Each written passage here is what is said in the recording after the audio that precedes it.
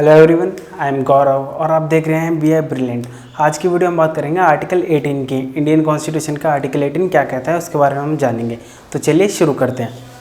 Article 18 abolition of titles के बारे में बात करता है, जो कि हमारे पार्ट 3 ऑफ इंडियन कॉन्स्टिट्यूशन में है। हमने प्रीवियस वीडियो बनाई है, हमारी जो वीडियो चल रही है वो चल रही है राइट टू इक्वेलिटी के ऊपर। 14 से लेके 18 आर्टिकल तक हमारे राइट टू इक्वेलिटी हैं, जिसमें 18 जो आर्टिकल है राइट टू इक्वेलिटी का लास्ट आर्टिकल है। इसके बारे में बात करेंगे। ये कहता है अबॉलिशन ऑफ टाइटल्स, कैसे टाइटल्स को अबॉलिश करा जाता है, मतलब कि किन किन टाइटलों को अबॉलिश करा गया है। क्या होता था, जैसे जो ब्रिटिशर्स थे उन्होंने क्या करा है, इंडिया में सेपरेट करने के लिए लोगों को कुछ लोगों को टाइटल्स दे दिए, उनके लिटरेसी रेट पर या फिर किसी पोस्ट की वजह से उन्हें टाइटल दे दिए। ठीक है, उस टाइटल क्या होते हैं, जो नाम के आगे जैसे सफिक्स प्रीफिक्स लगाते हैं आगे पीछे, उस टाइप से होते हैं टाइटल्स। जैसे राय बहादुर दे दिया, सर बोल दिया किसी को, उस टाइप से टाइटल्स देते थे अंग्रेज। तो क्या होता था, उससे जो इंडियन सिटीजन थे ना, जिसको टाइटल्स मिलता था, वो अपने आप को एग्रेसिव नेचर के हो जाते थे, एरोगेंट नेचर के हो जाते थे, जिससे वो खुद ही और सिटीजन्स में क्या करते थे, डिस्क्रिमिनेशन करते थे। तो ये चीज़ हमारे जो कॉन्स्टिट्यूशन में करते हैं, उन्होंने उस चीज़ को ध्यान में रखा कि हम जब कॉन्स्टिट्यूशन बनाएंगे अपने कॉन्स्टिट्यूशन में इसको एक फंडामेंटल राइट देंगे कि किसी भी इस पर्सन को, किसी भी सिटीजन ऑफ इंडिया को क्या कोई भी टाइटल नहीं देगी स्टेट। तो ये हमने आर्टिकल 18 में अपने फंडामेंटल राइट जोड़ा था। अब देखते हैं इसको क्या कहा गया है, इसके क्लॉजेस क्या हैं, इसके बारे में हम जानेंगे। तो फर्स्ट क्लॉज देखते हैं, नो टाइटल एक्सेप्ट मिलिट्री और एकेडमिक।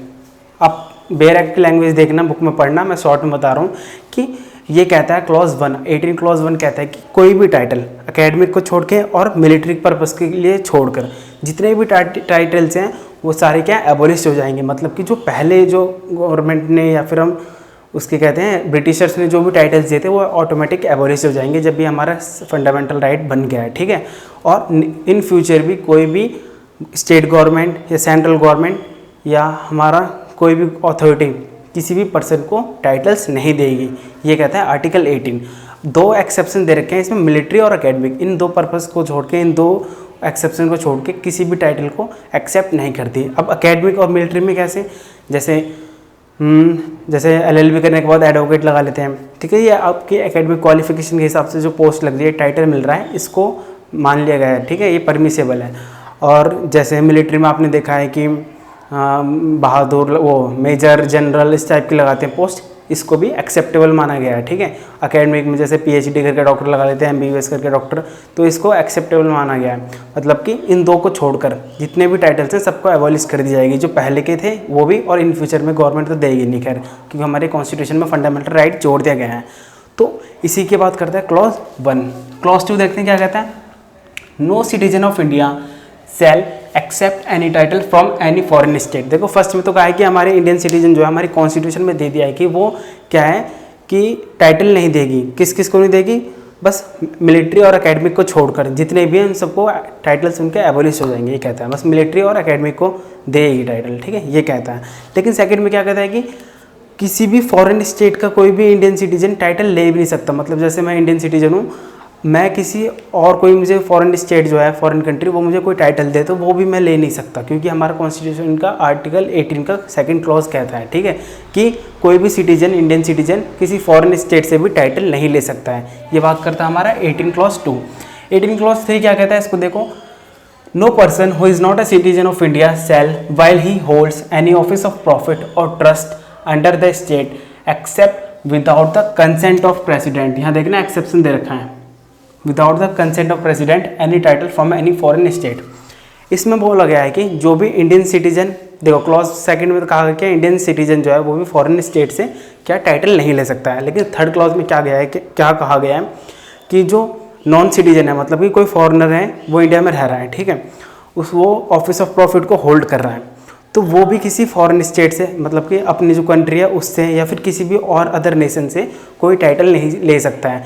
एक्सेप्शन दे रखा है कि अगर लेगा तो प्रेसिडेंट की कंसेंट, प्रायर कंसेंट उसे प्रेसिडेंट की लेनी पड़ेगी, उसके बाद ही वो टाइटल को होल्ड कर सकता है। ठीक है, तो मतलब ये थर्ड क्लॉज जो बता गया है वो फॉरेनर के बारे में बता गया है।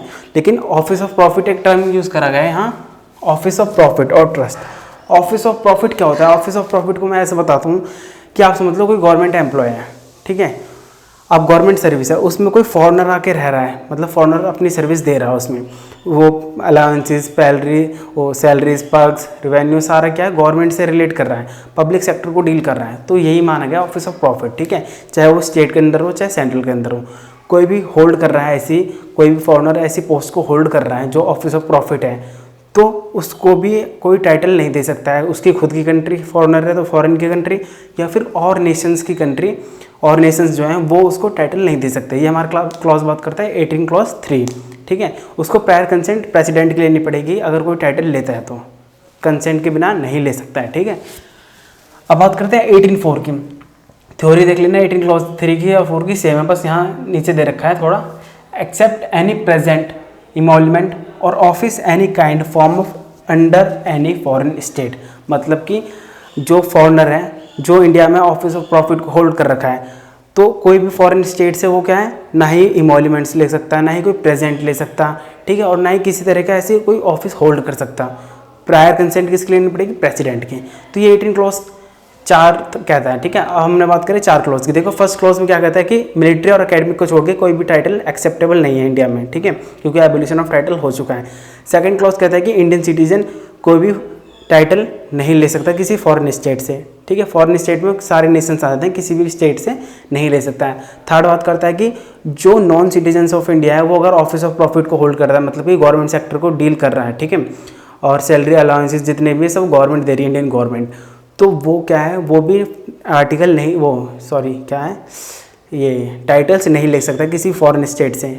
और 18 क्लॉज 4 कहता है कि वो जो फॉरेनर है ऑफिस ऑफ प्रॉफिट को होल्ड कर रखा है, वो किसी भी फॉरेन स्टेट से इमोल्यूमेंट्स और प्रेजेंट वगैरह या फिर कोई ऑफिस नहीं होल्ड कर सकता है। उसे प्रायर कंसेंट किसकी लेनी पड़ेगी, प्रेसिडेंट को। मतलब कि 3 और 4 कह रहा है कि जो फॉरेनर की बात कर रहा है कि जो फॉरेनर ऑफिस ऑफ प्रॉफिट को डील कर रहा है, ना ही वो कोई टाइटल ले सकता है, और लेगा तो प्रेसिडेंट की प्रायर कंसेंट लेनी पड़ेगी, और ना ही कोई प्रेजेंट ले सकता है। 4 कहता है ना ही प्रेजेंट, ना ही इमोल्यूमेंट्स, ना ही कोई ऐसा ऑफिस को होल्ड कर सकता है जो फॉरेन कंट्री का दे रहा हो, उससे प्रायर कंसेंट किसी लेनी पड़ेगी, प्रेसिडेंट की। और फर्स्ट और सेकंड में बात करा गया है, फर्स्ट में कि मिलिट्री और उसको छोड़ के इंडियन स्टेट जो है वो नहीं देगी टाइटल। ठीक है, और सेकंड में क्या बात करा गया है कि जो इंडियन सिटीजन है वो भी किसी भी फॉरेन स्टेट से नहीं लेगी। एक बार चेक कर लो, आप देख लो, नो टाइटल एक्सेप्ट मिलिट्री और अकेडमी। जैसे मिलिट्री में जनरल, मेजर, इस टाइप की पोस्ट होती है ना, उसको छोड़कर, और अकेडमिक में बहुत पोस्ट होती है मिलिट्री में भी, और एकेडमिक में जैसे डॉक्टर लगा दिया, एडवोकेट लगा दिया, जजेस लगा दिया, या फिर इस टाइप की जो पोस्ट है ना एकेडमिक पोस्ट, उसको एक्सेप्शन दिया गया है। ठीक है, मिलिट्री और एकेडमिक को। फर्स्ट बस 18 क्लॉज 1 कहता है हमारे। सेकंड कहता है कि no citizen of India shall accept any title from any foreign state. कोई भी इंडियन सिटीजन एक्सेप्ट नहीं कर सकता किसी फॉरेन स्टेट से, किसी भी अदर नेशन से कोई भी टाइटल नहीं ले सकता है। थर्ड बात करता है कि देखो, no person who is not a citizen of India, मतलब कि फॉरेनर है वो, और इंडिया में क्या है, होल्ड कर रहा है ऑफिस ऑफ प्रॉफिट। मैंने बता दिया कि गवर्नमेंट सेक्टर जो है उसको डील कर रहा है, उस ऑफिस को डील कर रहा है, मतलब कि उसकी सारी सैलरीज वगैरह गवर्नमेंट के थ्रू बन रही है, चाहे सेंट्रल हो चाहे स्टेट हो।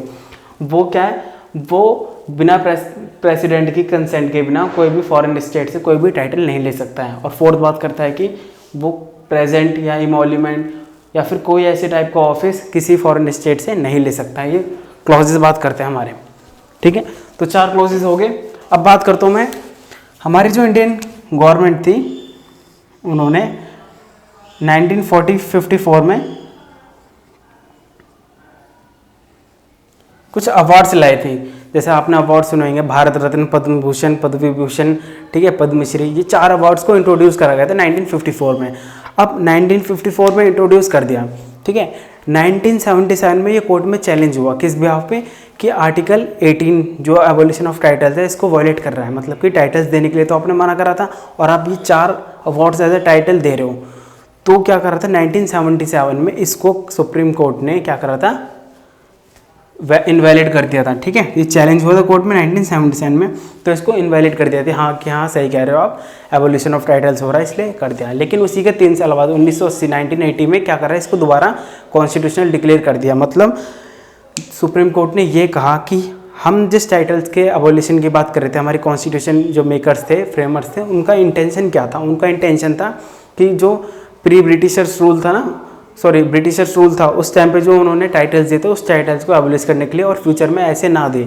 लेकिन ये जो है वो एकेडमिक या किसी आर्ट या स्किल के हिसाब से दिया गया है, मतलब कि सोसाइटी को इनकरेज करने के लिए, अपलिफ्टिंग के लिए, इस टाइप से इस बेसिस पर दिया गया है। तो ये उन टाइटल्स का वो टाइटल्स नहीं है जिसको हम अबॉलिश कर रहे हैं, कि ये टाइटल्स जो हैं ये बेनिफिशियल है, मतलब कि सोसाइटी को कहीं ना कहीं इनकरेज कर रहे हैं, मोटिवेट कर रहे हैं। उस टाइटल की बात नहीं है कि डिस्क्रिमिनेशन हो रहा है, ऐसा नहीं है।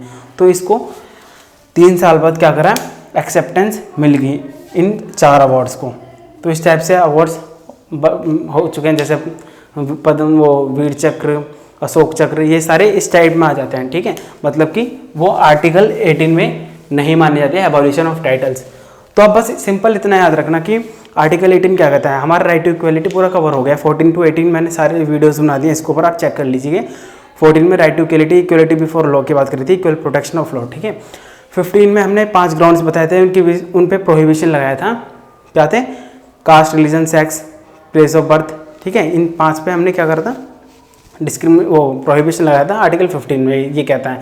आर्टिकल 16 कहता है equality of status and opportunity की बात करता है, ठीक है। आर्टिकल 17 क्या कहता है, अबॉलिशन ऑफ अनटचेबिलिटी, जो अनटचेबिलिटी, छुआछूत, उसको अबॉलिशन करता है, ठीक है। एबॉलिश करता है हमारा कॉन्स्टिट्यूशन। तो ये याद रखना, ये सारे फंडामेंटल राइट चल रहे हैं हमारे पार्ट 3 में। जो फंडामेंटल राइट है, आर्टिकल 12 to लेके 35 तक हमारे फंडामेंटल राइट चल रहे हैं। तो हमने राइट टू इक्वलिटी कवर कर लिया, जिसमें लास्ट हमारा राइट टू इक्वलिटी था, ये अबॉलिशन ऑफ टाइटल्स था आर्टिकल 18 में। तो that's it for now. If you like the video please subscribe my channel. Thank you for watching. जय हिंद।